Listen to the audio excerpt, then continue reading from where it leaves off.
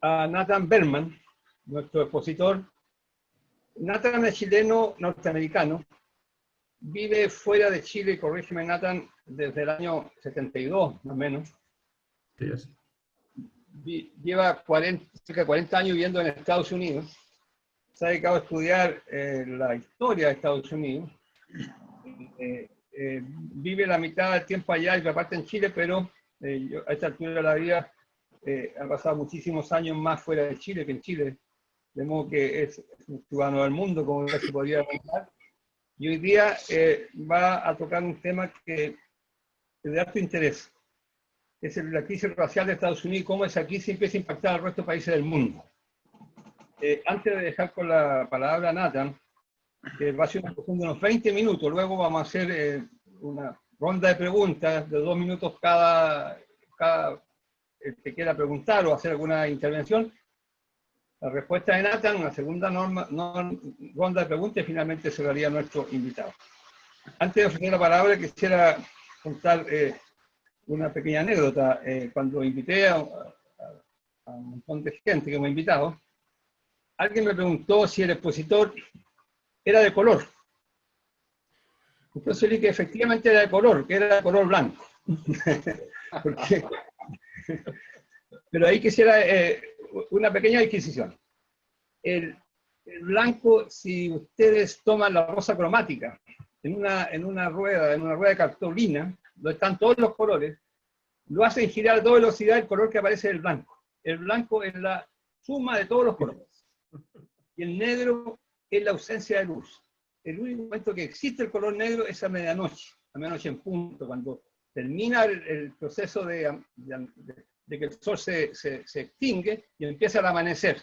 El negro es solamente un segundo, una milésima de segundo en este sistema solar, digamos. De modo que cuando hablamos blanco y negro, efectivamente el blanco es la suma de todos los colores y el negro es la luz. Por lo tanto, hay una metáfora que creo que es interesante tenerla en presente cuando hablamos del tema de las razas o de los colores, o la diferencia de los colores asociada al tipo de etnia que tienen las personas. Bueno, no quiero extenderme más y le ofrezco la palabra a nuestro invitado, a quien le agradezco muchísimo su buena disposición, su preocupación por preparar una presentación que a todos espero nos satisfaga. Muchas gracias a todas y todos, como se dice hoy día, ya que somos Ñuble transversal, por lo tanto tenemos que entrar también a usar ese tipo de expresiones. Muchas gracias a todos. Nathan, tiene la palabra. Thank you very much, Claudio. I understand that you asked me to do this in Spanish, so I will go to my native tongue. It's not going to be perfect, but voy a tratar, a pesar de que salí muy niño de Chile y a veces me falta alguna palabra, pero creo que me las voy a arreglar. Claudio gentilmente me invitó a hablar sobre racismo en general y cómo se ha ido expandiendo en el mundo en particular.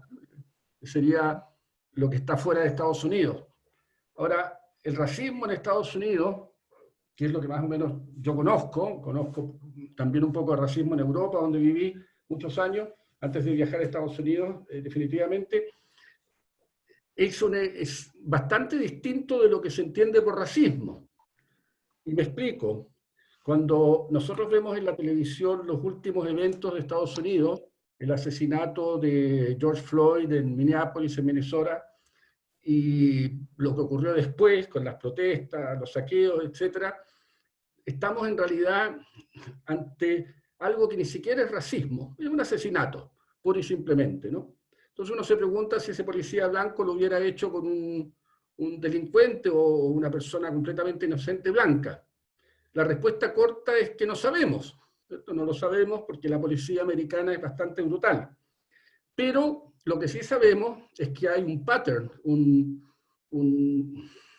modelo que se repite desde que yo estoy allá hace muchísimos años, donde la policía, incluso de ciudades bastante progresistas como Nueva York, es muy dura con gente de lo que se llama afroamericanos.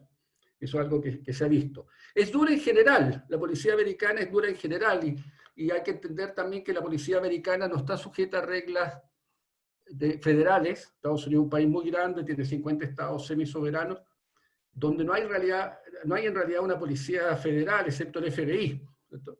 Las policías son locales, no son ni siquiera de los estados, son por lo general de las ciudades, de los cities, de los towns de Estados Unidos. Entonces, para poder hablar de racismo, ¿cierto?, que es lo que nos interesa hoy en día, veamos un poco la parte filosófica y la parte ideológica, si quieren. Es muy difícil definir racismo en forma aislada de otras cosas.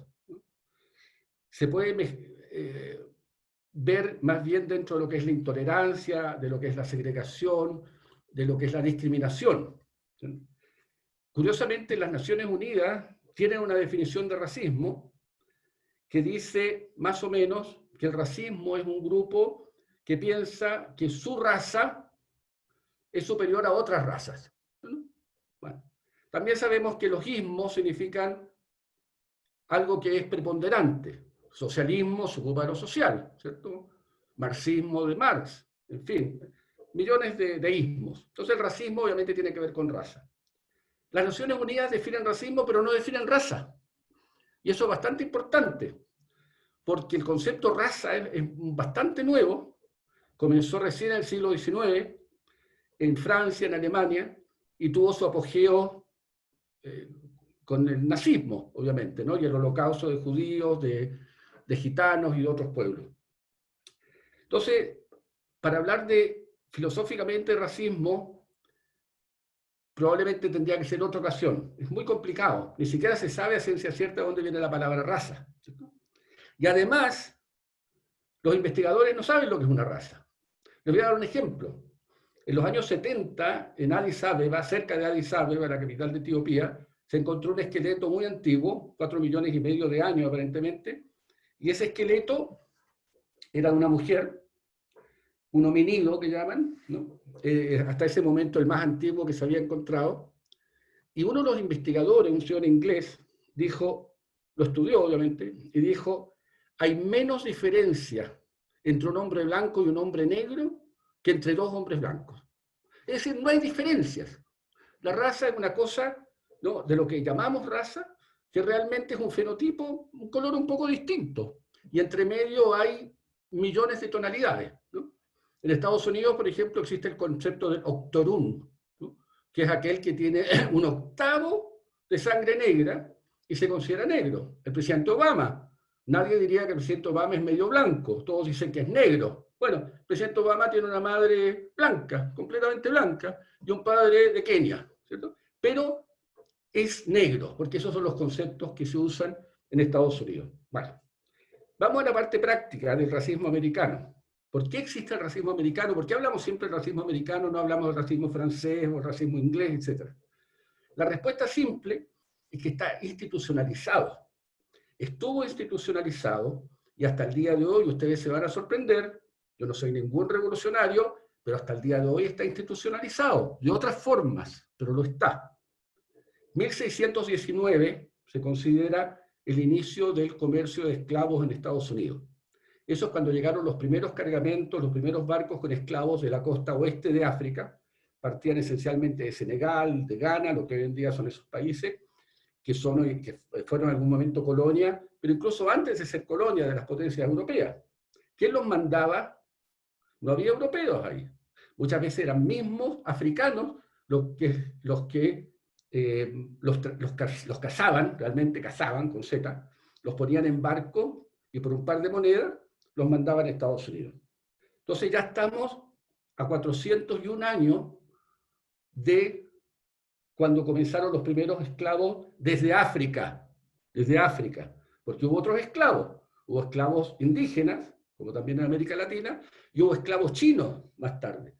Pero estamos hablando de los esclavos de África. Bueno, estos esclavos de África llegaban a las costas americanas y eran vendidos en el mercado de esclavos. Nueva York, la ciudad progresista, tuvo un mercado de esclavos muy activo, y hay una anécdota muy curiosa con los irlandeses también, y comenzaban a ser comprados y luego usados y maltratados, obviamente, por personas que estaban esencialmente en la parte norte de Estados Unidos.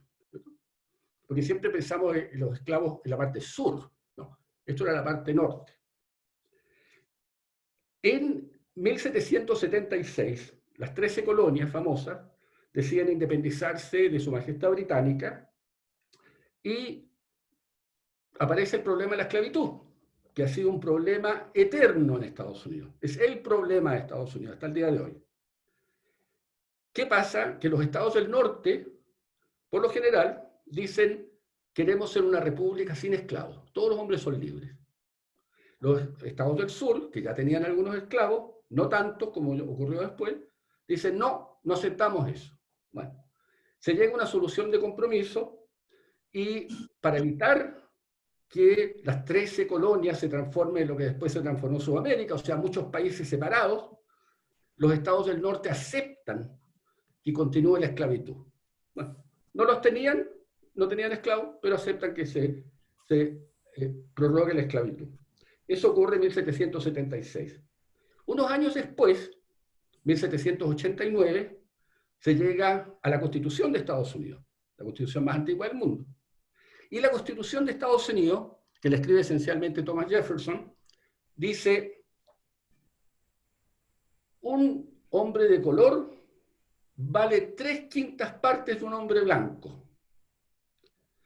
Bueno, si es así, vas a tener 2 hombres de color, 2 afroamericanos, como se dice hoy en día, que van a poder votar, por ejemplo, ¿cierto?, como si fuera un blanco. Ahí la pregunta es: ¿quién va a votar? ¿Cuál de los 2? Irrelevante, porque los afroamericanos no tenían derecho a voto. Eso lo conquistaron mucho después. ¿Por qué lo hicieron? Porque en Estados Unidos el sistema federal que salió de la Constitución divide el poder en 3 ramas, como sabemos: ejecutivo, legislativo, judicial. El poder legislativo tiene 2 cámaras, cámara alta, cámara baja. La cámara alta no hay problema, pero la cámara alta son 2 senadores por estado, sea grande, como California, que tiene más de 40 millones de habitantes, o Delaware, que tiene menos de 1 millón. 2 senadores, eso no cambia. Lo que cambia son los diputados, ¿no? Entonces, cuando empiezan a contar los residentes de un estado, les conviene que haya negros, que haya afroamericanos, porque van a tener una mayor representación en el Congreso. No va a haber ningún diputado de color, pero va a haber más diputados blancos. Entonces, ese fue un asunto realmente pivotal, muy importante, de por qué la Constitución adoptó eso. Ahora, Jefferson en realidad en algún momento trató, ¿no?, de que se liberaran los esclavos. Curiosamente, Jefferson es considerado el padre de la nación allá, porque hay muchos descendientes de él. Él tuvo relaciones con muchas mujeres de color y dejó muchos descendientes. Hasta el día de hoy hay fotos que muestran miles de personas que descienden de Jefferson, pero no se lo aceptaron. Entonces, nuevamente, el compromiso fue lo de las 3/5 partes de un blanco es un hombre de color. Eso ocurre en 1789, cuando se decide la Constitución. Hasta ese momento lo que había era lo que se llama los artículos de confederación. Ahí pasa a ser la Constitución de los Estados Unidos con ese defecto de las 3/5 partes. Bueno, eso en 1789. Sigue la pugna porque había estados con esclavos y había estados sin esclavos, y había esclavos libertos. Liberto es cuando el esclavo logra comprar su libertad. Llegamos hasta 1850. En 1850 varias cosas habían pasado en Estados Unidos. La principal es que el país había expandido territorialmente mucho, ¿no? Tenía, por ejemplo, la expansión anterior de 1802 a Luisiana, cuando los americanos fueron donde Napoleón Bonaparte, ofrecieron comprarle un puerto en el Golfo de México, que era New Orleans, y Napoleón les dijo: ¿por qué solamente New Orleans? Cómprenme todo. Y se compraba un territorio inmenso, duplicó el territorio del país. Y luego tuvimos la secesión de Texas, de México, que se transformó en un país independiente, duró 9 años, y llegaron otros estados de la Guerra México-Americana de 1848, entre ellos Nuevo México y esencialmente California, que le daba a Estados Unidos la salida al Pacífico y por lo tanto a Asia. Bueno, hay un problema porque en concomitanza un estado norteño, que era un territorio en ese momento, Maine, M-A-I-N-E, decidió entrar en la Unión Americana.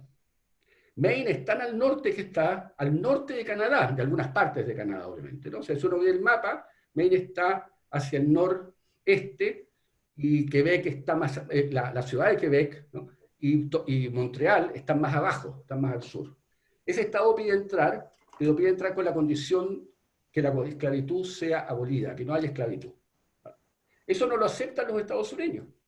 Y además no lo acepta el territorio de Missouri. Muchos de estos estados eran territorios antiguamente, no eran estados. Y el territorio de Missouri, porque Missouri quiere entrar en la Unión Americana, no lo era, no lo estaba, como un estado esclavista. Así se llamaban, slave state. Bueno, se llega a un compromiso. El compromiso es más complejo, porque el compromiso tiene también que ver con Texas, porque Texas se había adueñado de Nuevo México, en fin. Pero al final, en lo que nos concierne, el compromiso de Missouri, que se llama Missouri Compromise, dice: los estados que entren en la Unión Americana y que tengan ya esclavos pueden tenérselos. Los estados que no tengan esclavos también pueden continuar sin tener esclavos. Ese fue el compromiso de Missouri, que sirvió hasta 1800, que ocurrió en 1850 y que duró hasta la Guerra Civil, hasta 1865. Y la emancipación de los esclavos. Entre paréntesis, mañana es el aniversario, mañana 19 de junio es el aniversario de la emancipación en Estados Unidos, de la emancipación en Texas en realidad, pero se ha extendido a nivel federal. Ocurrió una cosa entre medio, entre 1850 y la Guerra Civil. En 1793, un señor que se llamaba Eli Whitney inventa lo que se llama el cotton gin, que en castellano lo busqué hoy, se llama desmoledora, ¿no? Todos lo conocen como el cotton gin, que era una máquina que podía separar la fibra de algodón, que sirve para textiles, de las semillas de algodón, que sirve para plantar más plantitas de algodón. Eso fue revolucionario, eso fue el Internet de la época. Y eso hizo que los estados que podían, por el clima, cultivar algodón, comenzaran a hacerlo en gran escala, pero necesitaba mucha mano de obra. ¿Y quién es esa mano de obra? Esencialmente esclavos. Entonces comienza una tremenda importación de esclavos hacia el sur de Estados Unidos. Ese es el origen esencial, no es lo que ocurrió antes. El origen esencial de los esclavos en Estados Unidos, la mayor parte de ellos son los que llegan después de la invención de esa nueva tecnología. Como siempre, las tecnologías cambian todo. Eso fue en 1793. Bueno, de ahí llegamos a la Guerra Civil y que comienza no por el asunto de la esclavitud, ojo, hay mucha gente que piensa que esa guerra se hizo por la esclavitud. No, esa guerra fue porque hubo una secesión. Hubo unos estados en el sur que decidieron salirse de la Unión Americana, no tenían permiso, el presidente Lincoln se opuso, ¿cierto? Y comenzó la guerra. Bueno, en algún momento Lincoln piensa, necesito que haya una ideología detrás de esto. ¿Y cuál fue esa ideología? La emancipación. Pero no así comenzó la guerra. Bueno, termina la guerra el 19 de junio, que como decíamos, mañana, Lincoln emancipa los esclavos de Texas, que era un estado esclavista, entre paréntesis, porque había tenido esclavos antes de entrar en la Unión Americana, como otros estados, ¿cierto? Y comienza lo que se llama Reconstruction, la reconstrucción. ¿En qué consiste la reconstrucción? La reconstrucción consiste en, número uno, darle libertad a los esclavos, número uno. Número dos, darle la posibilidad que tengan sustento económico. Y entonces se crea la institución del One Mule, 5 Acres, una mula y 5 acres, unas 2,5 hectáreas, para que puedan cultivar cosas, tener un sustento. Eso fue muy importante porque además de la parte económica vino la parte política. Comenzaron a votar y tenían diputados nacionales en los estados. Vino una involución. En los estados, que son semisoberanos de Estados Unidos, comenzaron a pasarse leyes contra esto, ¿cierto? Y eran leyes esencialmente de segregación y de quitarle derechos adquiridos por la emancipación de Lincoln a los afroamericanos. Eso fue realmente devastador para las sociedades afroamericanas de la época, esencialmente en el sur, y contribuyó a que hubiese muchas instituciones segregadas, todo tipo de segregación. El ejército americano, ojo, el ejército americano hasta la Segunda Guerra Mundial estaba segregado. Había unidades negras y unidades blancas. Hay una anécdota muy interesante que se la voy a contar en un momento sobre eso. Las escuelas, por supuesto, eran segregadas. Las universidades eran segregadas, ¿no? Era muy claro, los trenes eran segregados. Yo tengo una hermana, yo no soy tan viejo, tengo 64 años, pero tengo una hermana, un poco mayor que yo, no vamos a decir la edad, que me cuenta que una vez viajó en avión desde Santiago a Miami y de ahí siguieron a Nueva York en bus. Iban parando, en los años 60, de los años 60 del siglo XX, no estoy hablando de los años 60 del siglo XIX. Iban viajando y paraban a comer algo a los baños, y los baños en Florida, en los años 60, decían blanco solamente o negro solamente. Había baños para blanco, baños para negro, algo que obviamente nos repulsaría hoy en día de verlo, pero ocurrió en nuestras vidas. Estoy seguro que algunos de ustedes quizás hasta lo hayan visto viajando a Estados Unidos en esos años. Bueno, toda esta segregación racial llega a su culmine en 1896 con una decisión de la Corte Suprema que se llamó Plessy versus Ferguson. Plessy era un caballero, un señor, que era un octorún, lo que le estaba diciendo antes, es decir, tenía solamente un octavo de sangre negra y era bastante blanco. Él tomó un tren en el estado de Luisiana, donde está Nueva Orleans. El estado de Luisiana está justo al oeste del estado de Florida, por arriba, ¿no? Por el norte, obviamente. Tomó un tren en el estado de, Alabama. No, Luisiana es Nueva Orleans. Alabama está justo al oeste de lo que se llama el Panhandle, Tallahassee, que es la capital de Florida. Tomó un tren en Alabama y en realidad se hizo un poco a propósito, por un grupo de abogados que querían que esta situación ocurriera, y se sentó, después de haber comprado un pasaje en primera clase, en un carro de blancos. Fue inmediatamente arrestado porque estaba infringiendo las normas, y hubo en el estado de Alabama una sentencia judicial que dijo, según el estado de Alabama, su sistema judicial, que el estado de Alabama tiene derecho a regular los trenes que estén en su territorio. Bueno, el caso fue hasta la Corte Suprema de Estados Unidos, y la Corte Suprema, Sam Plessy era el apellido de él y Ferguson de un juez. La Corte Suprema de Estados Unidos dictaminó que los negros tienen derecho a tener exactamente lo mismo que los blancos, pero en forma separada. Eso se llamó separate but equal, separados pero iguales. Y eso persistió en desde 1896, y no solo persistió, sino que era la norma en Estados Unidos. Es decir, era racismo institucionalizado, eran leyes. No era, caballeros, damas y caballeros, que uno diga, no me gusta ese negro. No, esto eran las leyes del país, leyes federales, porque la Corte Suprema Federal hace la ley, ¿cierto? En el sistema anglosajón, contrariamente el sistema continental, es judge made law, el juez hace la ley. Por lo tanto, las universidades eran segregadas, había universidades para blancos y universidades para negros. Bueno, eso ocurre desde 1896 en adelante, Primera Guerra Mundial, Segunda Guerra Mundial, unidades del ejército completamente segregadas. Fue Truman, entre paréntesis, el presidente que vino después de Roosevelt, el que desegregó el ejército americano, y hoy en día es un ejército obviamente que no tiene color.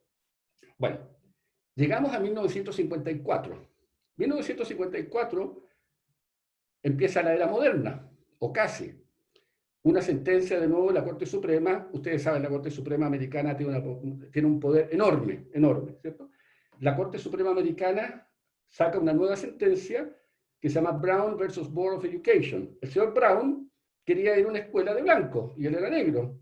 Bueno, finalmente dicen lo que ha existido hasta ahora se llama apartheid, es decir, separar blancos y negros aunque tengan las mismas facilidades. Desde ese momento comienza la integración racial en Estados Unidos, que no fue fácil.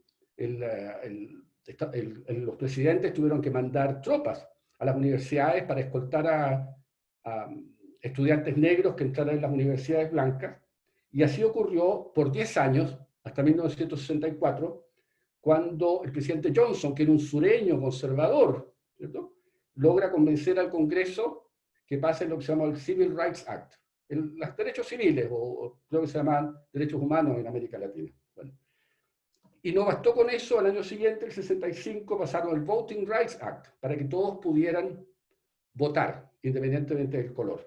Vamos a ver si eso es cierto o no es cierto, eso lo vamos a ver en un un poco después, y ahí van a ver por qué hasta el día de hoy continúa en forma bastante institucionalizada la discriminación racial en Estados Unidos. Bueno, con todo esto que les he dicho, para no aburrirlos de la historia americana, esos 100 años, ¿no? Desde 1865, la Guerra Civil, la Emancipación, hasta 1965, el Voting Rights Act, para que todos puedan votar, ocurrieron todas estas cosas. Entonces, no se trata de racismo, de no me gusta ese tipo. No, no, no. Esto ha sido institucionalizado.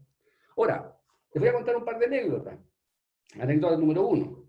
Hay un libro muy bueno que yo leí hace muchos años, no recuerdo el nombre ahora, que habla de los primeros estudiantes de medicina de Estados Unidos, cuando Estados Unidos, curiosamente, no tenía escuelas de medicina. Entonces, el gobierno los mandaba a Europa, a Francia muchas veces. Y hay un señor que fue a estudiar a Francia, y en Francia, 1800 algo, había estudiantes de medicina de países africanos. Y este caballero se sorprendió mucho, porque veía que la gente trataba a esos estudiantes de medicina africanos como cualquier persona. Bueno, él volvió a Estados Unidos y se declaró abolicionista, y llegó a ser diputado en Estados Unidos. Entonces, el racismo americano, contrariamente a otros racismos que yo conozco, es un racismo institucional. Ahora, hay, por supuesto, muchas protecciones, los estados tienen protecciones, el gobierno federal da protección, pero por 100 años lo fue, hasta 1965. ¿Por qué les digo que el Voting Rights Act, ¿cierto?, que debía haber permitido a cualquier persona de cualquier color votar, y no lo es tan así? Hasta el día de hoy, en muchos estados se les trata de dificultar a afroamericanos de votar. Y les voy a dar un ejemplo. En 1986, creo que fue, el presidente Reagan nombró como presidente de la Corte Suprema un señor que se llama William Rehnquist. El señor William Rehnquist tiene que pasar confirmación del Senado, ¿verdad? Y algunos senadores demócratas le mostraron que cuando él era más joven, iba a las filas, a las colas de los centros de votación, y veían donde hubiese un afroamericano, y le mostraban la Biblia. Y le decía, usted puede leer esto, y si no lo lograba leer, esa persona iba donde el vocal de mesa y decía, él no tiene derecho a votar, porque no sabe leer. Bueno, estas cosas hasta el día de hoy persisten. Es impresionante, pero estas cosas persisten. Otra cosa más con el votar. Ustedes sabrán que en Estados Unidos, uno de los únicos países del mundo, el único que yo conozco, además de Estados Unidos, es Inglaterra, o el Reino Unido, donde no hay carnet de identidad. No existe el carnet de identidad. La gente usa el carnet de manejar, licencia de conducir, etcétera, pero no hay carnet de identidad. No existe. No hay ni siquiera discusión. A mí me sorprende eso, que no haya ni siquiera discusión, pero no hay carnet de identidad. Cuando uno va a votar, yo tengo doble nacionalidad y voto, por supuesto, de Estados Unidos, uno va a la mesa de votación y dice, me llamo Nathan Berman. Entonces ellos buscan, ¿no?, y aparece un Nathan Berman y están las votaciones anteriores con mi firma, yo firmo. No hay que mostrar nada, no hay que mostrar nada. Es el sistema americano. Dicen que hay fraude, estoy seguro que hay fraude, pero no creo que sea, que incida tanto. Algo de fraude habrá, como en todas partes hay fraude, ¿cierto? Bueno, se ha tratado de pasar leyes en algunos estados, por ejemplo, el estado de Wisconsin, que tuvo una época un republicano como gobernador, en que sea obligatorio traer documentación probatoria de que uno efectivamente no solo puede votar, sino que es su nombre, etc. Y mucha gente no la tiene. Y justamente son las personas más humildes las que no la tienen, ¿cierto? Entonces, ese también es un impedimento para que puedan votar. Hace poco en Florida hubo otra cosa, que la gente que ha estado en la cárcel, por ejemplo, no tiene derecho a voto. Se le quita el derecho a voto por vida, ¿no? Entonces, la legislatura de la Florida, ¿no?, el Congreso floridano, pasó una ley que sí se les podía dar. Ha sido un problema, porque los opositores a eso han tratado de evitar, ¿no?, que esta gente pueda votar. Ahora, como se imaginarán, buena parte de la población carcelaria de la Florida, como en todo Estados Unidos, es de color. Es de color, y ese es otro gran tema. Entonces, para concluir, antes de tomar vuestras preguntas, Estados Unidos es un país maravilloso, yo vivo allá hace muchos años, tiene muchas ventajas, pero tiene este racismo institucionalizado que también uno no lo ve solamente cuando existe un caso como el de George Floyd, sino que lo ve también cuando hay manifestaciones, por ejemplo, en Charlottesville, al principio del periodo de presidencia de Trump, donde se presentaba gente blanca y se presentaba gente blanca, pero del otro lado, más progresista, si queremos llamarlo, y había altercados muy serios, ¿cierto? Y concluyo con unas palabras por lo que está pasando ahora, ¿no? En la actualidad. Uno ve mucho ahora estas protestas, estos saqueos, estos riots, ¿cierto? Pero el espectro es muy curioso, porque efectivamente hay protesta, no cabe duda. Efectivamente hay saqueo, no cabe duda. Pero en las protestas, si las ves bien, una parte son afroamericanos, hay mucha gente blanca que los apoya, ¿cierto? Y en los saqueos, sí, hay muchos afroamericanos, también hay muchos blancos que están saqueando, ¿cierto? Entonces no es una cuestión solamente de color. Y vi hace poco en un diario inglés algo que me impresionó, hubo una manifestación también en Inglaterra por el movimiento Black, que ni siquiera es un movimiento, es un nombre, Black Lives Matter, la vida de los negros importa, donde un blanco que estaba tratando de, no quiero decir linchar, pero efectivamente pelearse con gente de color, comenzó a ser atacado, ¿cierto? Y un señor de color le salvó la vida esencialmente, lo agarró, se lo llevó. Bueno, después lo entrevistaron, yo vi la entrevista, y él dijo, no se trata de negro contra blanco, se trata del mal contra el bien. Es eso. Gracias.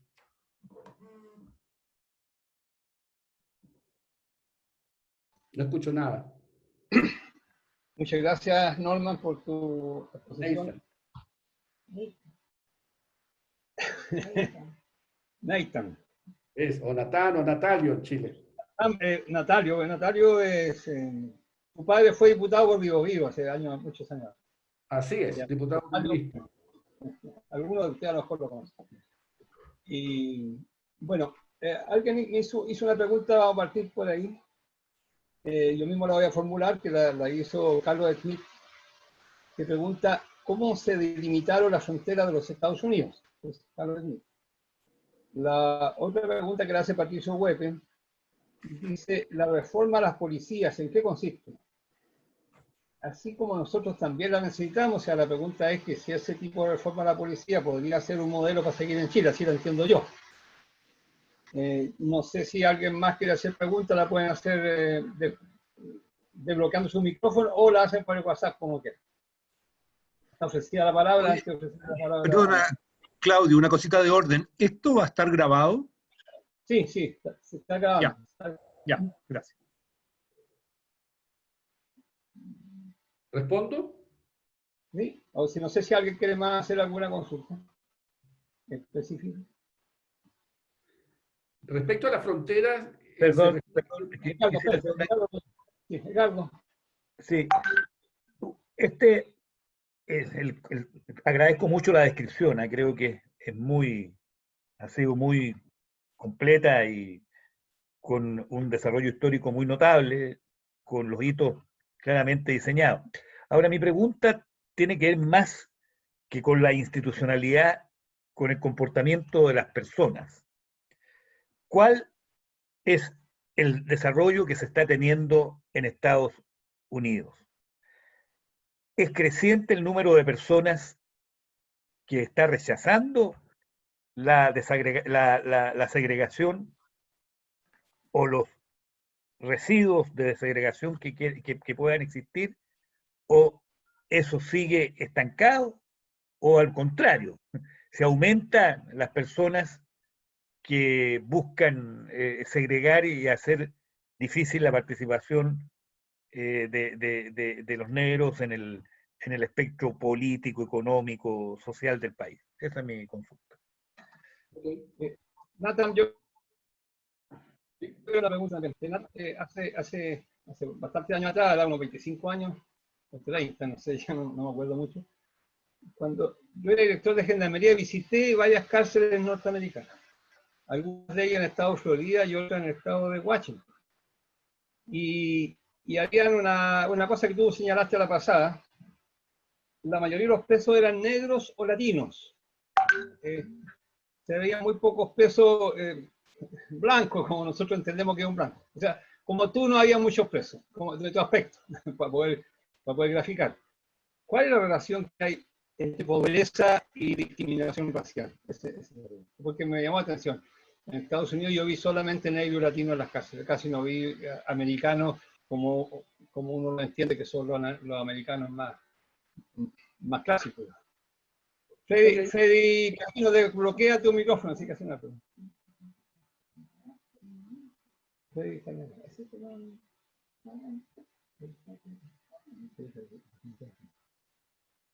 Freddy. ¿Sí? ¿Yo? Sí. Ya. Hola, Natalio.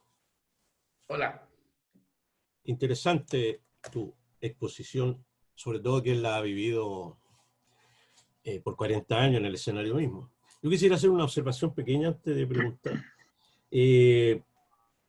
Primero, claro, el racismo es generalmente de blanco hacia otras razas, no solo la raza negra, pero también ha habido otro tipo de racismo en el mundo, aunque menos. Hubo racismo en los siglos pasados, en el medioevo y el renacimiento también de civilizaciones árabes respecto a blancos, que capturaban blancos europeos, eslavos algunos, que los capturaban y los tenían en situación de esclavitud y segregación.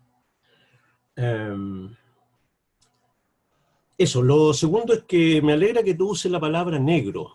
A mí no me gustan mucho esas perífrasis un poco hipócritas que se usan, gente de color, afroamericano, en circunstancias que estamos hablando de colores. Y tengo entendido, tú podrás confirmarme, que los propios negros en Estados Unidos se llaman a sí mismos negros, ¿no? Es una especie de paternalismo, de buenismo, que no me convence mucho. Lo tercero es que de todas las miserias humanas, yo creo que el racismo es la peor de todas. Porque no solo segrega, discrimina, sino que además extermina. En nombre del racismo y de las religiones se han masacrado pueblos enteros. Es un mal que hay que erradicar, no solo con leyes, yo creo que culturalmente.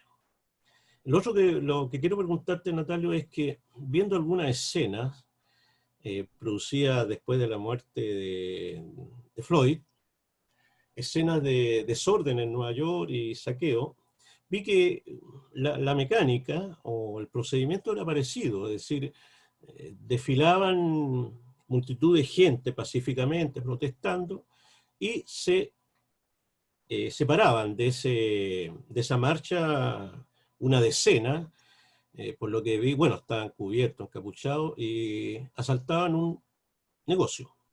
Pero no solo, es bien parecido, ¿eh? Resulta que había gente que estaba participando en la marcha que al ver eso se aprovechaba de la ocasión y también entraba a saquear. Yo creo que hay similitudes, ¿eh? No es que haya una receta que se copie de pueblo a pueblo, pero tiene que ver con, yo creo que con un fenómeno sociológico que es la marginación, que produce lo que se llama la anomia, es decir, no respetar normas. Aquí en Chile lo hemos visto en meses pasados. Es lo que se llamaba también sociológicamente hace mucho tiempo atrás el lumpen. No sé qué paragón se puede hacer entre esos sectores marginados que en Chile han protagonizado destrucción y saqueo con los sectores marginados de Estados Unidos. Eso. Ok. Claudio. Vamos a Álvaro Briones. Álvaro Briones. Luego a Cintia Telles y después voy a formular dos preguntas que están por escrito y le pasamos la palabra a Nathan para que responda a esta ronda de preguntas que han salido bastante numerosas. Álvaro, tiene la palabra. Gracias. Sí, Buenas noches. Yo después quisiera participar. Ok, Marcelo anda. Quiero, excelente tu presentación, te la agradezco mucho. Y quería hacerte 3 anotaciones nada más a la presentación, que quizás alguna provoque alguna reflexión adicional tuya, y hacerte además una pregunta. Las anotaciones son estas. La primera es que es tan ambiguo o tan indefinido el concepto de raza, como tú nos explicabas, que la estadística en Estados Unidos ha incluido entre las denominaciones convencionales de raza, tal como se entiende convencionalmente, una una noción, un concepto que no es en un sentido estricto, o por lo menos convencional, o por lo menos como nosotros lo entendemos racial, que es el de hispanos. Yo mismo cuando me inscribí en el servicio, en la seguridad social en Estados Unidos, me preguntaron cortésmente si quería contestar un cuestionario en el que yo anotaba cuál era mi raza. Yo lo acepté y me inscribí como hispano. Entonces, yo en Estados Unidos soy formalmente hispano, pero conozco a algunos chilenos cuyos hijos, no ellos, pero cuyos hijos al hacer el mismo trámite, no se sintieron identificados como hispanos y se identificaron como blancos, lo que ya introduce una distorsión, digamos, en este sistema estadístico.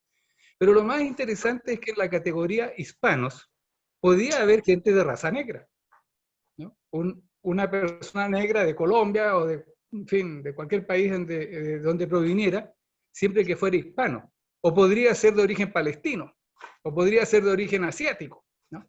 Y sin embargo era calificado como hispano, ¿no? De modo que se produce esta distorsión que me parece avala tu criterio expuesto hace un rato, relativo a la complejidad o a la inexistencia de un concepto definido de raza. El segundo es esto. Yo viví por muchos años en una ciudad cuya población mayoritariamente es negra, en Washington, D.C. Y conversando y conociendo a la gente, pude constatar que existe una raíz esencial a la identificación de los negros como tales, ¿no? En Estados Unidos alguien se considera negro, tal cual, black, se considera negro si es descendiente de esclavos, ¿no? O sea, la negritud, la condición, por lo tanto, de discriminación o de relación con el resto de la población y en particular con la población blanca, deriva de su condición de descendiente de esclavos. Y es interesante porque los negros americanos, a pesar de que apoyaron masivamente a Obama en su elección presidencial, no lo consideraban negro, porque él es un extranjero. O sea, no es un extranjero, pero es un hijo de extranjeros. No es un negro americano. No es un negro descendiente como el resto de los negros americanos de la condición de esclavitud. Eso es muy interesante. Lo que no ocurre con la esposa del presidente Obama, que en una notable entrevista comenzó diciendo: veo con tanto orgullo a mis hermosas hijas y las veo como descendientes de esclavos, ¿no? La tercera anotación que quería hacerte es una que tú tocaste también, que dice relación con la guerra civil, ¿no? Tanto el problema llamado racial, problema racial, como otros problemas, tienen origen en la guerra civil en Estados Unidos y se mantienen hasta ahora, ¿no? Es bien importante y bien poco conocido el hecho que las cicatrices o las heridas, incluso en algunos casos todavía abiertas, que dejó la guerra civil, se mantienen hasta ahora. Se mantienen hasta ahora. La cuestión racial derivaba de eso en buena medida. Y la mayor parte de las o quizás todas, las medidas legales, pero que se usaban como argucias para impedir la participación electoral de los negros en Estados Unidos, ocurrían prácticamente de manera exclusiva en los estados del sur. Era en el sur en donde, mediante una serie de reglamentos, se obstaculizaba la posibilidad de que los negros pudieran votar, ¿no? No solamente que pudieran leer fluidamente, sino que se les hacía preguntas sobre educación cívica, histórica, en fin, hasta que encontraran algo que no sabían y se les prohibía que votaran, o no se los dejaba votar. Bueno, finalmente mi pregunta, Nathan, es esta. Alguien ya la sugirió, me parece que Freddy la hizo, pero quisiera quizá buscarle otro ángulo. Bueno, como les dije, yo viví en una parte de Estados Unidos, en una ciudad mayoritariamente negra, y la gente negra era muy consciente de la discriminación cultural de la que era objeto, aparte de las que ya notó Nathan como institucionales, que han ido cambiando con el tiempo. Ha habido una legislación progresiva, pero había una discriminación cultural y que se expresaba principalmente en la actitud de la policía, ¿no? Ellos eran conscientes que ser policía, que ser negro significaba un peligro frente a la policía, siempre.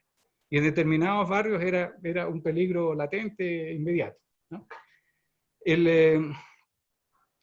Y la existencia de brutalidad policial en contra de los negros, incluso por policías negros, es algo relativamente cotidiano, sobre todo en el área donde yo vivía, como les dije.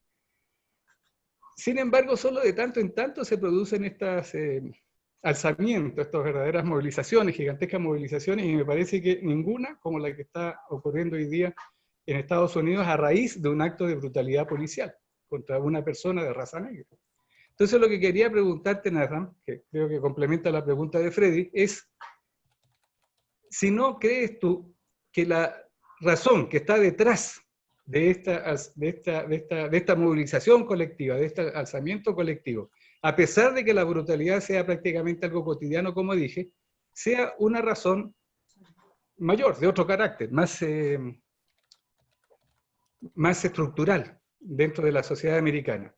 Y lo quiero ilustrar con el hecho de que esta situación de crisis social, lo voy a llamar así, en Estados Unidos, hoy día, guarda una relación directa con la situación que ha afectado a España, a Italia, a Francia, a Hong Kong, en fin, y a Chile, ¿no? Que para estos efectos puede considerar que sus problemas, ¿no? Y la reacción social a los problemas lo identifica mucho más con los países desarrollados que con los países subdesarrollados, como del resto de América Latina, en donde a pesar de que los problemas son prácticamente los mismos que se experimentan en Chile, no provocan una reacción como la que ha ocurrido en Chile, que sin embargo está teniendo lugar en Estados Unidos. Entonces mi pregunta para redondearla es, si no crees que el fenómeno de violencia en Estados Unidos en este momento está más emparentado con esos fenómenos de violencia en Europa y en otros lugares, antes que directamente con la cuestión racial.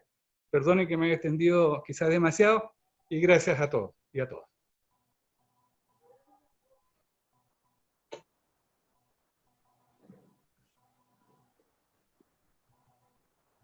Alguien hizo una pregunta sobre las fronteras. No sé si se refiere a las fronteras internas o a las fronteras externas de Estados Unidos. Claudio.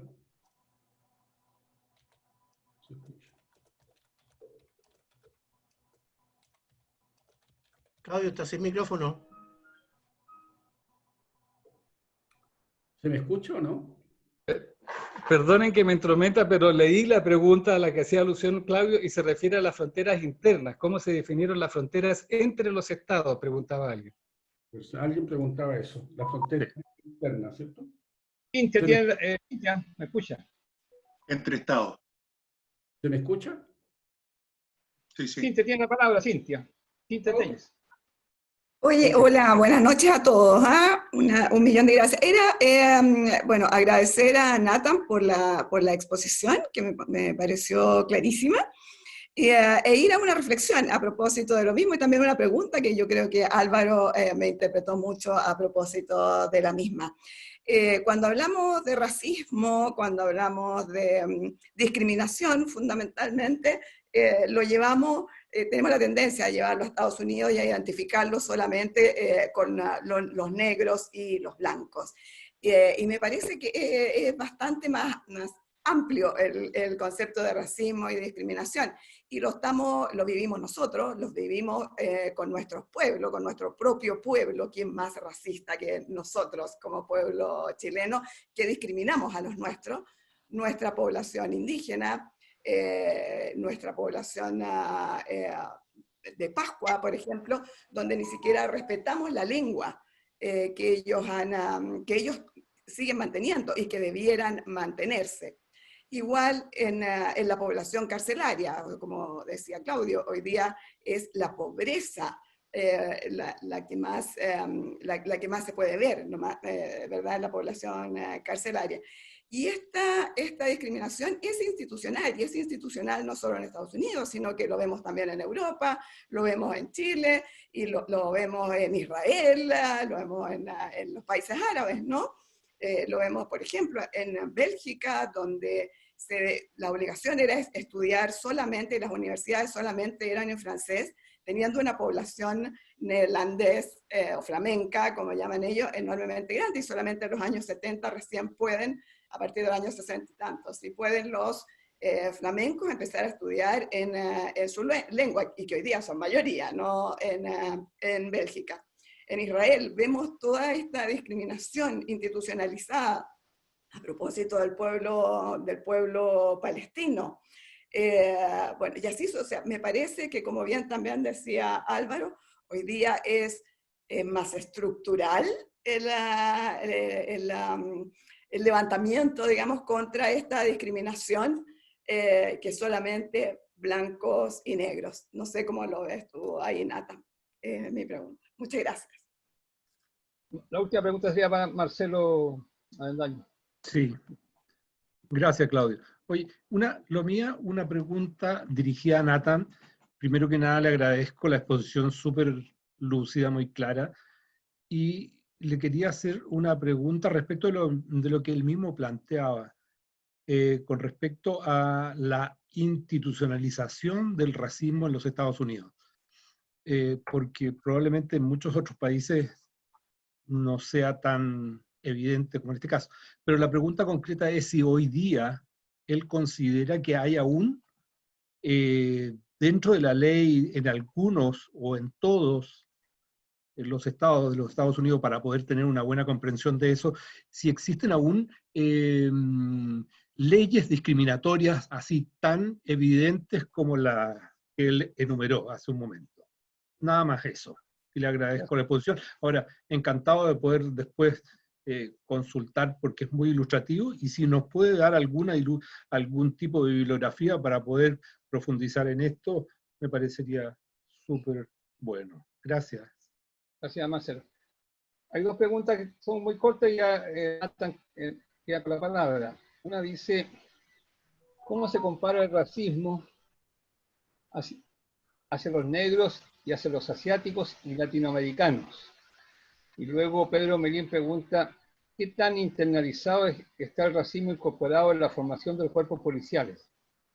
¿Cómo se podría abordar reforma al respecto? Nathan, tiene la palabra. Son bastantes las preguntas. ¿Cuerpo policial o cuerpo judicial? Cuerpos policiales. Ah, cuerpo policial, ok. Voy a partir por la primera, me la estoy notando acá. Las fronteras de Estados Unidos son muy interesantes porque tienen varios orígenes estas fronteras, ¿no? Las fronteras internas, que algunas de ellas obviamente son externas, las de los continentes, del continente hacia el este y el continente hacia el oeste.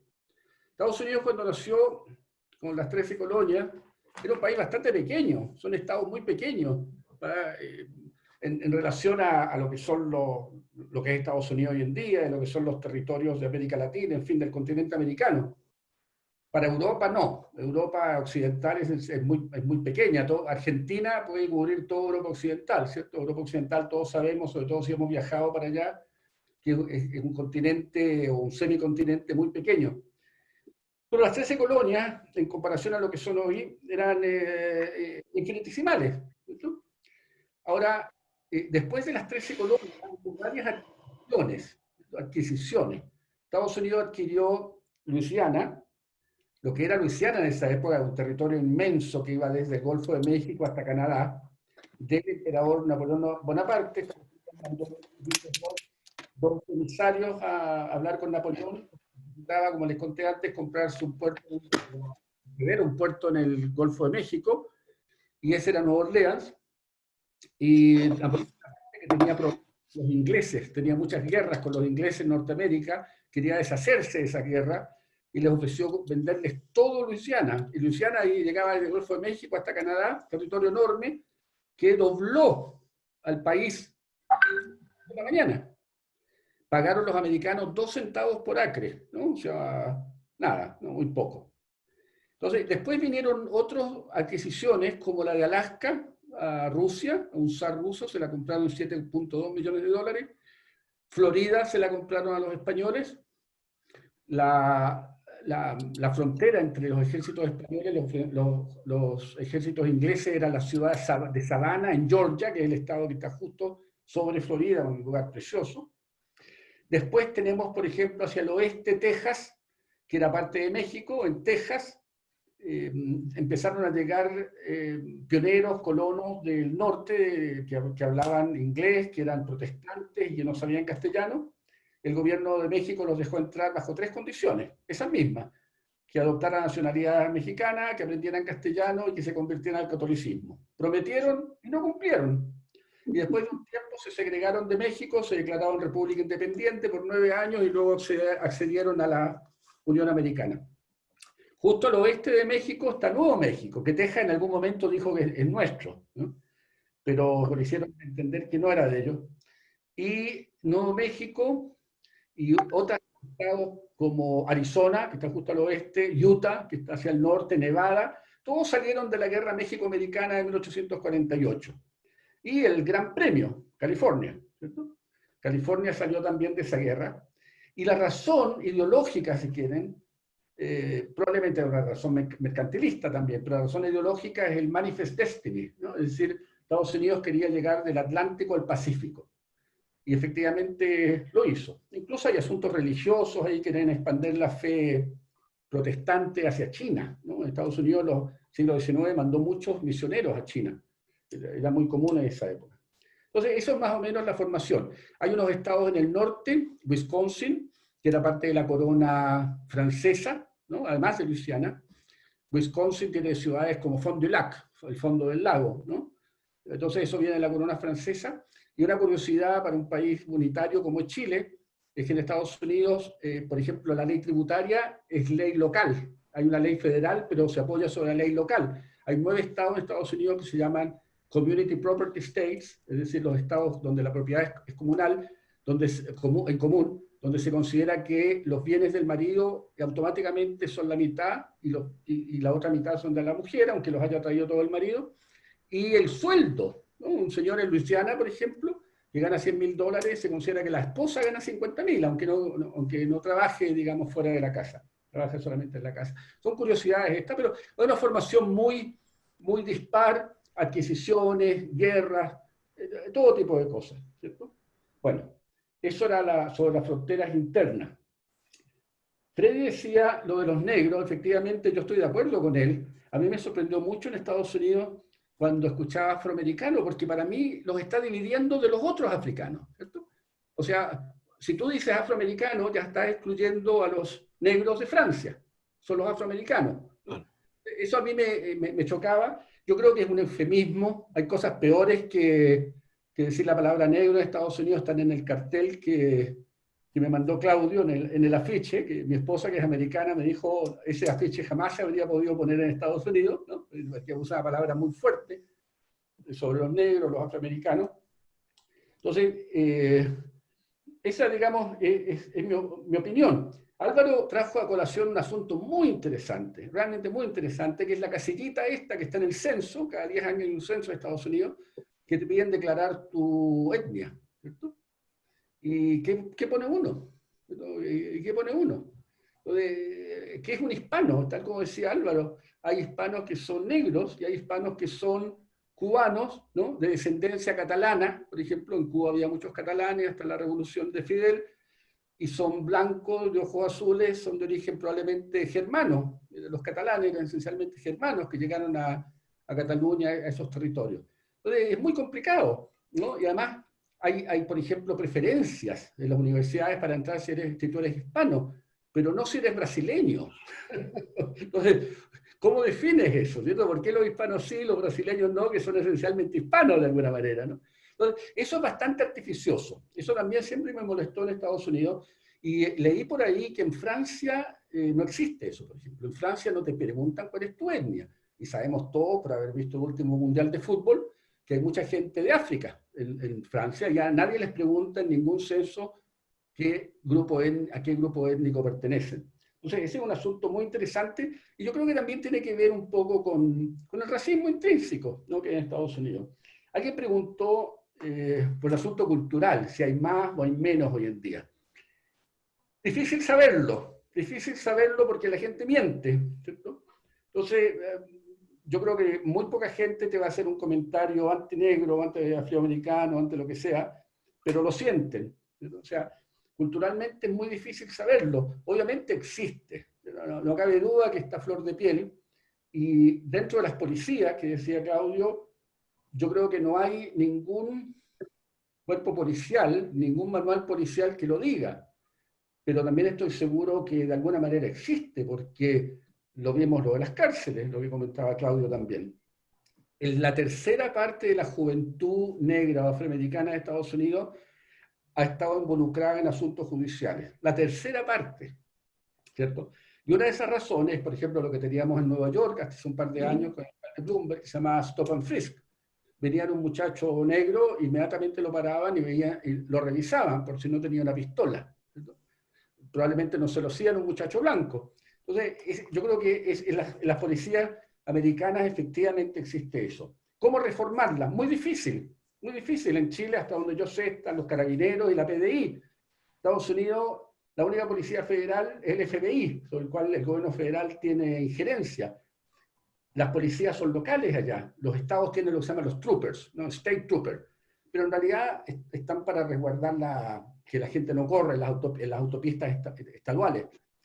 Pero son las policías locales. Y cada municipalidad tiene su policía, ¿no? La ciudad de Nueva York tiene su policía, un presupuesto de $6.000 millones, una cosa increíble, $6.000 millones para la policía neoyorquina. Creo que tiene algo así como 35.000 efectivos en este momento, llegó a tener 50.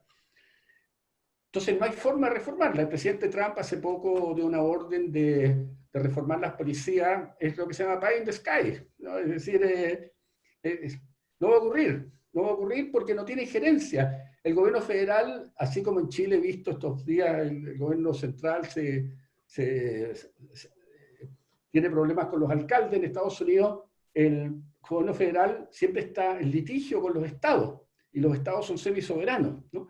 Y los estados mismos tienen muchos cuerpos de policía, ¿no? Cada municipalidad tiene su cuerpo de policía. Entonces, el presidente Trump dijo, vamos a prohibir que se coloque la rodilla sobre el cuello. Bueno, entre paréntesis, este famoso slogan, I can't breathe, no puedo respirar, yo lo recuerdo hace 3, 4 años, ocurrió en Nueva York mismo, ciudad progresista, un señor Eric Garner, que estaba vendiendo cigarrillos de contrabando, también lo agarraron y le pusieron lo agarraron del cuello, creo que no fue la pierna, y también murió, o sea, estas cosas ocurren. Ahora, ocurren con cierta regularidad. Yo no sé si alguien se acuerda o habrá leído sobre los saqueos de los años 60 en Los Ángeles, Watson Riots creo que se llamaba, fueron mucho más malos que lo que está pasando ahora, pero mucho más, una ciudad entera estaba en llamas, ¿cierto? Y yo lo vi varias veces, el año 80 no sé si recuerdan un caso, un tal Rodney King, que era también un afroamericano, que alguien sacó un video mientras la policía le pegaba, ¿cierto? Claudio, tú probablemente seguiste ese caso. Y Rodney King, a un cierto punto, fue y tuvo que calmar a la gente. Lo que ocurrió es que un jurado de 12 miembros, todos blancos, absolvieron a los policías que lo habían torturado, ¿verdad? Entonces la población de Los Ángeles, y también yo recuerdo yo estaba en Nueva York mismo, se alzó, algo parecido a lo de ahora, no sé si fue tan fuerte, fue bastante fuerte. Entonces estas cosas ocurren de vez en cuando. Ocurren estas cosas en forma similar a lo que pasó en Chile. Yo siempre tengo mis dudas de que se pueda comparar. Estados Unidos yo creo que no es comparable a ningún país del mundo, por muchos motivos, ¿cierto? Tiene otras dinámicas. Primero que nada, es un país gigantesco, ¿cierto? Una población enorme, con una variedad étnica también gigantesca. Vamos a hablar de los hispanos. ¿Quiénes son los hispanos?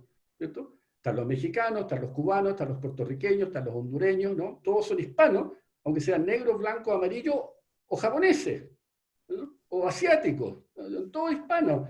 Complicado eso. Entonces yo no lo sé. Ahora, yo he escuchado algunas cosas tipo, esto coincidió con la pandemia, ¿no? Y ahí alguien dijo, creo que Álvaro, por el asunto, o lo dijo Claudio, por el asunto de la pobreza, ¿no?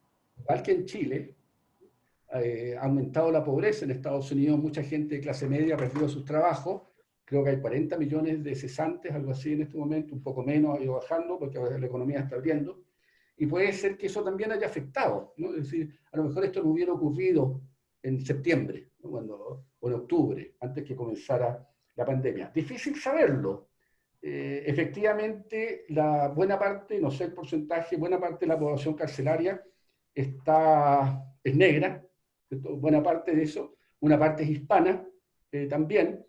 El grupo hispano, entre comillas, es en este momento la minoría, de nuevo entre comillas, son conceptos muy difíciles, más grande de Estados Unidos. Cuando yo llegué, hace muchos años, Estados Unidos, el grupo más grande étnico, minoritario que se llamaba, porque no eran blancos, eran los negros, ahora son los hispanos, ¿no? De nuevo, entre comillas, ¿qué hispanos? ¿Cierto? Entonces, esas cosas también han ido cambiando. Es muy difícil, es muy difícil. Lo que sí Estados Unidos tiene una institucionalidad muy fuerte, ¿no? Estados Unidos se vota por todo se vota. Yo soy, por ejemplo, residente del estado de Arizona, y voto en Arizona. En Arizona tú puedes votar por correo. Entonces me llega con cierta frecuencia una papeleta, un ballot, enorme, enorme, ¿no? Y uno empieza, si es elección presidencial, presidente, vicepresidente, senador. Después terminas la papeleta, estás por ahí por los jueces. Y dice, dele vuelta. La das vuelta. Después está el sheriff, votas por el sheriff, votas por todo, ¿cierto? Y votas después por, ¿quiere usted que el Estado se endeude en $1.000 millones para subirle los sueldos a los profesores? ¿No? O sea, se vota en Estados Unidos por todo.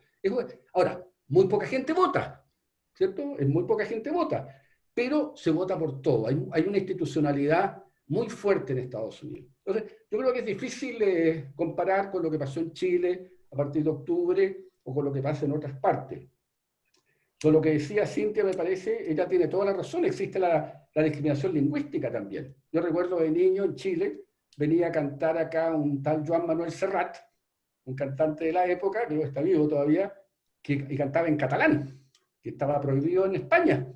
En España no podía cantar porque, en su propio idioma, porque había discriminación lingüística por parte de Francisco Franco. Entonces, son todas estas cosas bastante complejas. La pobreza, ¿tiene que ver la pobreza con discriminación racial? Estoy seguro que sí.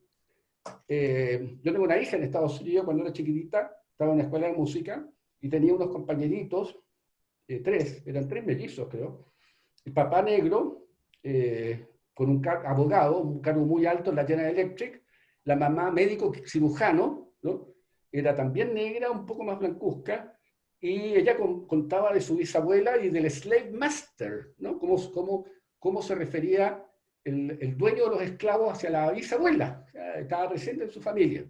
Bueno, obviamente gente de clase media alta, ¿cierto? Dos grandes profesionales con buenos ingresos.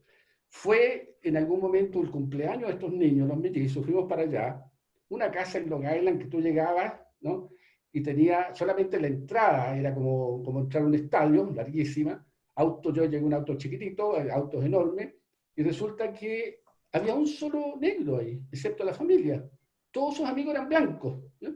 Entonces acá también hay un aspecto cultural y un aspecto económico. Estos señores no tenían amigos negros, no estaban ahí al menos. Estos señores tenían amigos blancos del barrio, un barrio muy elegante. Obama, es cierto, Obama, muchos negros pueden ver a Obama como otra cosa, porque es hijo de un quiñota y es hijo de una madre blanca. Pero eso es muy interesante porque yo recuerdo en un momento estaba en la calle en Nueva York, en Manhattan, y en la época había un gobernador negro, Patterson de apellido. Y habían unos señores frente a un negocio de licores, que siempre yo los veía caminando por ahí, yo creo que eran hispanos, porque hablaban castellano, pero también eran negros. Como decía Álvaro, hay hispanos negros. Y estaban hablando de Patterson. Y no lo decían que era el negro, era el cieguito, porque Patterson era ciego, ¿no? Entonces, lo que es para uno una cosa, para otro es otra, ¿cierto? Eso es curioso.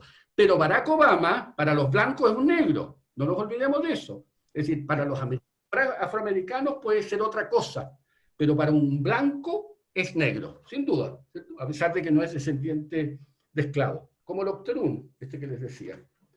Con eso creo que más o menos cubrí vuestras preguntas. Si se me va algo, Claudio, me lo puedes decir. Creo que sería eso, ¿no?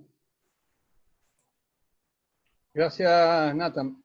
Quisiera, si alguien quiere hacer alguna última pregunta, y si no, le pediríamos a nuestro expositor que nos saque alguna conclusión, porque tenemos, yo creo que una visión bien acabada, y comprendemos que es un fenómeno estructural que se arrastra hace muchos años, que probablemente no tiene una respuesta muy fácil respecto a cómo será el futuro, o este es el karma de Estados Unidos para vivir para siempre, con este sistema de segregación que suele, tal como se ha dicho aquí, confundirse con un concepto racial, pero más parece ser con distintos tipos de discriminaciones, cosa que nosotros no estamos ajenos. Nosotros estamos viviendo un fenómeno de fruto de la inmigración que transformó a los chilenos emergió un racismo que estaba latente. Se han llegado a cosas tan absurdas en nuestro país como, por ejemplo, culpar a los haitianos de enfermedades venéreas, del SIDA. O ahora incluso por ahí algunos sostienen que la expansión de la pandemia tiene que ver también con la inmigración. Entonces, parece ser que el ser humano arrastra dentro de sí un gen discriminador, ¿sí? Y que en Estados Unidos se manifiesta como una expresión de racismo. Entonces yo quisiera, dos preguntas y con eso para concluir. Uno, ¿cómo es, qué va a pasar en Estados Unidos a futuro? ¿Va a mantener eternamente por los años esta estructura social y política que atenta contra la integración? ¿Y de qué manera hoy día en el mundo global esto se proyecta en países como el nuestro y en América Latina? Pero fundamentalmente lo que nos preocupa a nosotros en nuestro país, en el cual tenemos que dar señales que esto está ocurriendo. Eso, y con eso te ofrezco la palabra para que concluya Nathan. El fenómeno de la inmigración en Chile no es nuevo. Yo soy hijo de inmigrante, padre ruso, madre argentina. Hay mucha gente que es hija de inmigrante en Chile y mucha gente que es inmigrante en Chile, ¿cierto? Los últimos años hemos tenido una inmigración que es un poco distinta a la que había antes, ¿no? Yo recuerdo cuando era niño en Chile, si tú veías un negro en la calle, llegabas a la casa contando, vi un negro, ¿no? Hoy en día obviamente no tendría sentido llegar contando eso, porque tenemos inmigración de Colombia, esencialmente de Haití, no son afroamericanos, son negros, ¿eh? Obvio. Entonces, como todas las migraciones, yo creo que va a producir algunas tensiones, pero en momentos determinados. Yo realmente tengo un poco de miedo a la post-pandemia, cuando ese 1,5 millones más de cesantes, ese 1,5 millones de cesantes o semicesantes comienza a buscar fuentes de trabajo y el país no logre ofrecérsela. Y ahí podría desatarse una xenofobia, que es otro tipo de discriminación, además de la lingüística, sexual, etc. Y eso me preocupa, esencialmente, ¿no? Es decir, que haya una xenofobia de ese tipo. Ahora, ¿puede ocurrir esto? No lo sabemos. Puede ser que esta gente perfectamente se adapte y la gente, en fin, los valorice por lo que son, como seres humanos, como todos somos seres humanos. No lo vamos a saber, no lo podemos saber.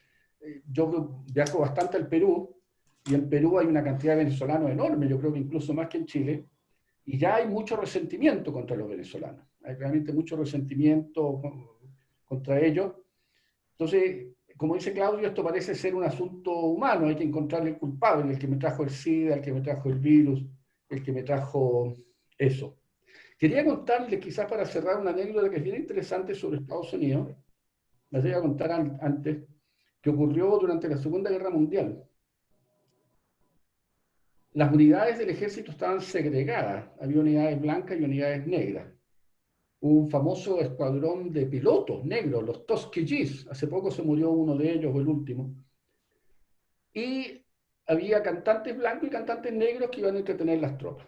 Bueno, una cantante negra fue a una base militar americana en Alemania mismo, ya hacia el final de la guerra, cuando Alemania estaba por caer el 8 de mayo, que cayó ante las tropas soviéticas, del mariscal Zhukov, y la idea era entretener a las tropas. Entonces se subió a la tarima, el comandante de la base la presentó, y ella empezó a mirar al público, y notó algo muy extraño. Notó que adelante, los primeros soldados, que estaban todos uniformados obviamente, se veían americanos, ¿no? Eran americanos, estaban con uniforme americano. Hacia el final, y eran todos blancos, hacia el final del teatro eran todos americanos, pero negros. O sea, estaba segregado el teatro, ojo. Los negros atrás, los americanos adelante. Ya sabemos que los buses también tenían eso, ya vimos el caso de los trenes de Luisiana. Y entre medio había unos señores rubios, de ojos azules y con un uniforme un poco distinto. Esto es una historia verídica que es increíble. Ella preguntó, ¿y quiénes son esos? Y le dijeron, son prisioneros alemanes. Ah, o sea, los prisioneros alemanes les dieron la preferencia a los soldados americanos. Estaban dándole mayor valor a unos prisioneros alemanes, que probablemente había algunos nazis ahí incluso, solo porque eran blancos. Bueno, esta señora se fue, decidió no actuar. Yo escuché una entrevista con la hija, hace unos 15 años escuché una entrevista con la hija de la NPR, que es la radio pública de todo el país allá, y dijo, eso es lo que ocurrió ahí, pero luego el presidente Truman desegregó al ejército, dijo, y el ejército americano hoy realmente es colorblind, ¿no? Tuvimos a Powell, que fue el comandante en jefe del ejército hace unos años, durante la guerra del Golfo I, creo que fue.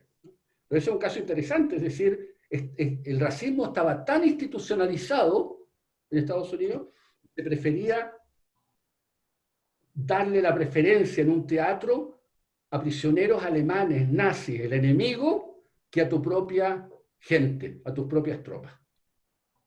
Eso lo dice todo. Muchas gracias, Nathan. Mira, antes de cerrar esto, lo que tú señalas es bien real en Chile. En Chile se dice que nos dimos cuenta que hay inmigración cuando llegaron los haitianos. A los europeos, a los rubios, los tratamos de manera muy distinta como los negros. Yo digo nosotros, bueno, pero te quisiera agradecer y quisiera agradecer el auditorio que hoy día además ha seguido con mucho interés tu exposición y la cantidad enorme de interesados en comentarlo. Yo creo que es un poco para estar optimista. Yo creo que nuestra obligación como miembro de una sociedad en la cual nos declaramos humanistas es ser vigilantes nosotros mismos. No, primero que nada, evitar que nosotros caer en este tipo de conducta, porque en realidad yo creo que vivimos en el límite. Convivimos con esto y es muy fácil traspasar ese límite. Y por lo tanto creo que tú has contribuido con tu exposición a que tengamos una mayor conciencia de este problema, que está dentro de nosotros. En nosotros está evitarlo y en nosotros está en construir una sociedad más igualitaria, más integrada, en la cual la discriminación no tiene espacio. No debería tener espacio, pero es un problema que está y yo creo que tú nos has ayudado a tomar conciencia de ello. De modo que te agradecemos muchísimo esta exposición. Creo que hoy día sabemos un poco más de lo que sabíamos a las 7:30 de la tarde cuando inició esta reunión. Asimismo, quiero agradecerle muchísimo a todos los que participaron, a todas y todos. Creo que hoy día nos hemos salido un poco del tema de la pandemia, un poco un tema de la política contingente que de repente nos agobia, pero hemos conversado sobre un tema que es de alto interés y creo que muy necesario para asumir la responsabilidad social como ciudadano de una sociedad cada día más global y más integrada. Así que muchísimas gracias, Nathan, te agradezco muy sinceramente y yo creo que interpreto a todos los que te han escuchado atentamente. Muchas gracias. Les solicito un aplauso, aunque no se escuche. Muchas gracias. Gracias, Nathan. Gracias, presidente. Buenas noches, amigas, amigos. Adiós. Gracias por la invitación. Gracias. Un saludo, Claudio, que tocó presidir.